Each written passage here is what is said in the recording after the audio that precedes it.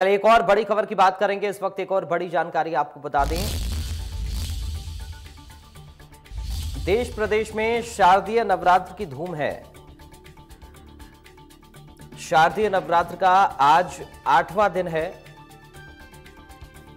मंदिरों में आस्था का सैलाब उमड़ रहा है। आज शारदीय नवरात्र के 8वें दिन देश प्रदेश में शारदीय नवरात्र की धूम।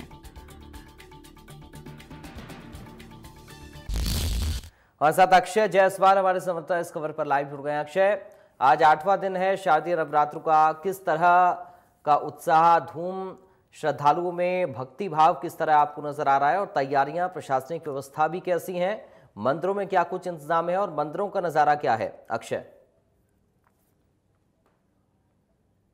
चल रहे हैं और इंडिया न्यूज राजस्थान के दर्शकों को मैं बता दूं कि आज सप्तमी है और आज सप्तमी के दिन माता रानी काल रात्रि की पूजा की जा रही है। भक्तों ने घरों में घट स्थापना कर रखी है और भक्त जब घर पे घट स्थापना करके घर पे नहा धोकर पूजा वूजा करके फिर वापस मंदिरों की ओर आते हैं। सुबह से ही जो राजधानी जयपुर के अलग अलग जो मंदिर है उनमें जो भक्तों की जो भीड़ है वो सीधे तौर पर देखने को मिल रही है। भक्त माता रानी को खुश करने के लिए यहाँ पे मंदिरों में आए हुए हैं। तस्वीरें देखें कि किस तरीके से जो भक्त है यहाँ पे माता रानी को खुश करने की कोशिश कर रहे हैं और यहाँ पे माता रानी का जो पाठ है वो सीधे तौर पर करते हुए सीधे तौर पर नजर दिखाई दे रहे हैं। इंडिया न्यूज राजस्थान के दर्शक देख सकते हैं कि किस तरीके से सुबह सुबह का जो वक्त है, अभी तो 8 ही बजे है और माता रानी को चुन्नी उनको प्रसाद अलग अलग तरीके के जो प्रसाद है वो यहाँ पर अर्पित किए जा रहे हैं। इस नवरात्रों में माता रानी के जो भक्तों ने, कुछ लोगों ने फलाहार कर रखा है, कुछ लोगों ने व्रत कर रखे हैं और कल का दिन यानी कल का दिन इस बार पिछले साल की जैसे इस बार भी अष्टमी और नवमी एक ही दिन मनाई जा रही है। यानी कि कल अष्टमी और नवमी मनाई जाएगी। घरों में कन्या पूजन किया जाएगा, कन्याओं को प्रसाद वितरित किया जाएगा, दान दक्षिणा की जाएगी, क्योंकि नवरात्रों का दिन काफी बड़ा माना जाता है। जहां कन्याओं की पूजा होती है वहीं देवी देवता निवास करते हैं। वहीं 12 तारीख को पूरे देश भर में विजयदशमी मनाई जाएगी, यानी कि रावण दहन किया जाएगा, जो बुराई पर अच्छाई का प्रतीक यहाँ पर माना जाता है। तो मान सकते हैं कि इस बार जो नवरात्र है काफी खास है, शक्ति के दिन है। ये 9 दिन जो होते हैं शक्ति पीठ के होते हैं, माताओं को पूजने के दिन होते हैं, क्योंकि पिछले दिनों जो श्राद्ध है वो खत्म हुए थे, उसके बाद से नवरात्रे शुरू हुए थे। तो मान सकते हैं कि पूरे देश भर में जो नवरात्रों की जो चहल पहल है, माता की भक्ति के जो दिन है वो यहाँ पर सीधे तौर पर देखने को मिल रहे हैं। जो भक्त है काफी खुश नजर आ रहे हैं, क्योंकि भक्तों ने व्रत कर रखा है। मैंने आपको जैसा कि बताया, भक्त व्रत करके मन प्रफुल्लित होता है, शुद्ध होता है, ये माना जाता है भक्तों के द्वारा। भक्त अपनी अपनी मन्नतें माता के सामने रखते हैं। जब वो मन्नतें पूरी हो जाते हैं तो माता रानी को जो मन्नत मांगते हैं भक्त आगे, तो वो उसको यहाँ पे पूरा भी करते हुए सीधे तौर पर नजर आते हैं। तो मान सकते हैं पूरे देश भर में जो नवरात्रि का जो पर्व है बड़े खुशहाल तरीके से मनाया जा रहा है भक्तों द्वारा। जी, इस मौके पर जो पुजारी हैं मंदिर में, जो जानकार लोग हैं, वो क्या बता रहे हैं? इस बार क्या कुछ खास है? क्योंकि हर बार श्रद्धालु अपने अपने तरीके से मां की आराधना करते हैं, लेकिन इस बार क्या कुछ महत्व शारदीय नवरात्र का और ज्यादा बढ़ता हुआ नजर आ रहा है? जी देखिए, अगर महत्व की बात करें तो जब भी आम जन नवरात्रे आते हैं तो आम जन इन नवरात्रों में 9 दिन माता रानी की घरों में घट स्थापना करते हैं। माता रानी को मनाने का, उनको प्रसन्न करने की यहाँ पर कोशिश की जाती है, उनकी पूजा की जाती है। व्रत करते हैं तो मन शुद्ध होता है, उनको शांति मिलती है। माता रानी से मंदिरों में आके मन्नतें मांगी जाती है, उनको चनिया चोली चढ़ाई जाती है, उनको तरह तरीके के प्रसाद चढ़ाए जाते हैं, कन्याओं को दान दक्षिणा भेंट की जाती है। तो मंदिर के पुजारियों और जजमानों का तो यही कहना है कि जो भक्त माता रानी के 9 दिनों में व्रत करता है, फास्ट करता है, उनकी हर मनोकामनाएं माता रानी जल्द से जल्द पूरा करती है। तो मान सकते हैं कि 9 दिन है, 9 दिन माता रानी के नवरात्रों के काफी खास होते हैं भक्तों के लिए, और भक्त मंदिरों में आके पूजा करते हैं और माता रानी के दर्शन करते हैं। जी अक्षय, हम अक्सर ये भी देखते हैं कि जब भी नवरात्रे आते हैं तो अलग अलग इलाकों में पूजा पंडाल भी सजाए जाते हैं। तो जयपुर में इस तरीके का नजारा क्या आप देख रहे हैं? जी देखिए, बिल्कुल राजधानी जयपुर की बात कर लें तो राजधानी जयपुर में माता रानी के अलग अलग बड़े मंदिर हैं और अलग अलग क्षेत्रों में माता रानी के बड़े बड़े पंडाल सजाए गए हैं। यानी कि क्षेत्र के वहाँ की जो जनता है, वहाँ के जो भक्त हैं, वहाँ पे पंडाल लगाते हैं, माता रानी की पूजा पाठ भजन संध्याएं करवाते हैं ताकि माता रानी को खुश किया जाए। तो मान सकते हैं पूरे देश भर में जो माता रानी का ये दिन जो चल रहे हैं नवरात्रे, इसमें माता रानी को पूरी तरीके से भक्त किसी भी तरीके की कोई चूक ना रह जाए माता रानी को खुश करने में, वो सीधे तौर पर भक्तों की यहाँ पर देखने को मिलती है। एक अलग ही जो भक्ति भाव है, शक्ति भाव है, वो भक्तों में सीधे तौर पर देखने को मिलता है। जी अक्षय, चूंकि आप ग्राउंड पर लगातार हैं और आप पहले दिन से ही मंदिरों का भ्रमण भी कर रहे हैं, वहां श्रद्धालुओं से बात कर रहे हैं, पुजारियों से बात कर रहे हैं, श्रद्धालुओं का क्या कहना है, किस तरह वो अपनी आस्था को मां के प्रति प्रकट कर रहे हैं?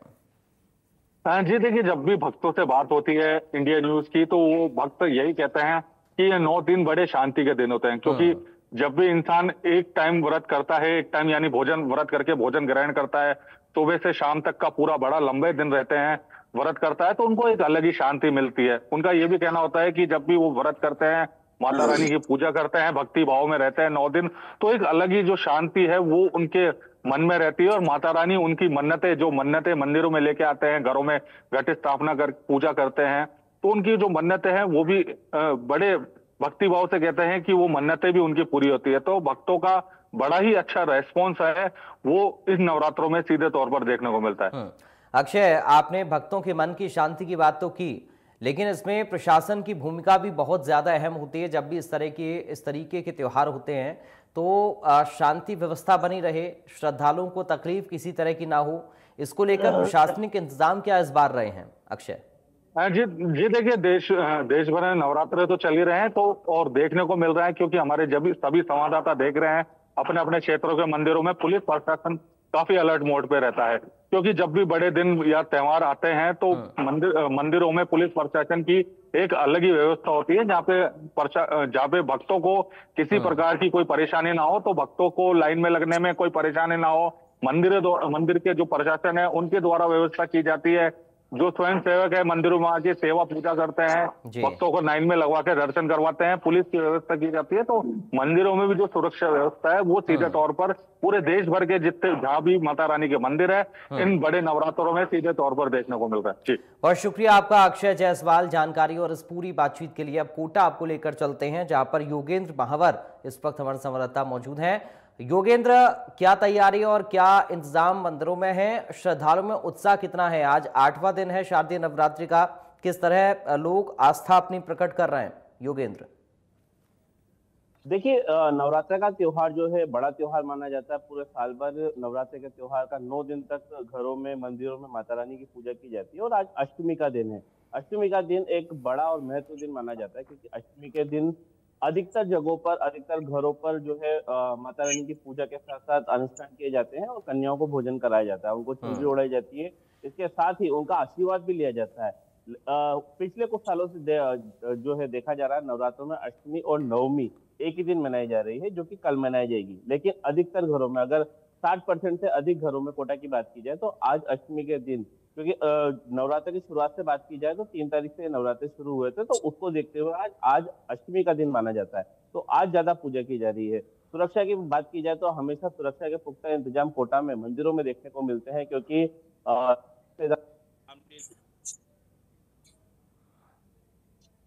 उसको देखते हुए भी अधिकतर पुलिस जाब्ता कोटा में तैनात रहता है।